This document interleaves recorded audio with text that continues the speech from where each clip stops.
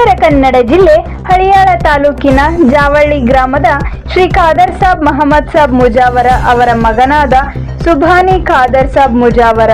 ಇವನು ಹಳಿಯಾಳ ತಾಲೂಕಿನ ಯಡೋಗ ಸರಕಾರಿ ಹೈಸ್ಕೂಲ್ನಲ್ಲಿ 8ನೇ ತರಗತಿಯಲ್ಲಿ ಓದುತ್ತಿದ್ದಾನೆ. ಇವನು Navasa Yoga foundation life skills to livelihood ಸಂಸ್ಥೆಯವರು ಏರ್ಪಡಿಸಿದ್ದ 10 ರಿಂದ 14 ವರ್ಷದ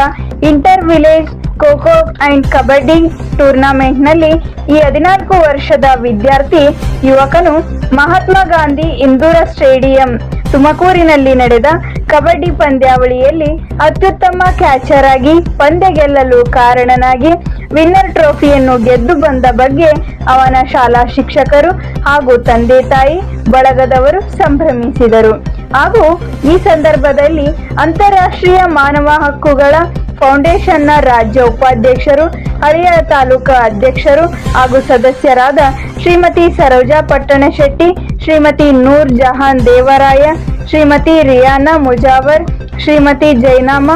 ಬಿ ಮುಜಾವರ್, ಶ್ರೀಮತಿ ಫೈರೋಜಾ ಮುಜಾವರ್, ಮೋದಿನ್ ಸಾಬ್ ಮುಜಾವರ್, ಶ್ರೀ ಖಾದರ್ ಸಾಬ್ ಮುಜಾವರ್, ಶ್ರೀ ಶಬ್ಬೀರ್ ಸಾಬ ವಾಲಿಕರ್, ಶ್ರೀ ಚಂದ್ರಕಾಂತ್ ಪಟ್ಟಣಶೆಟ್ಟಿ, ಶ್ರೀ ಇನ್ನೂ ಸಾಬ್ ಮುಜಾವರ್, ಶ್ರೀ ರಾಜೇಶ್ ಸಾಬ್ ದೇವರಾಜ್ ಹಾಗೂ ಯುವಕನ ಸ್ನೇಹಿತರು ಮತ್ತು ಹಿತೈಷಿಗಳು ಈ ಸಂದರ್ಭದಲ್ಲಿ ಹಾಜರಿದ್ದು ಹಾರೈಸಿದರು.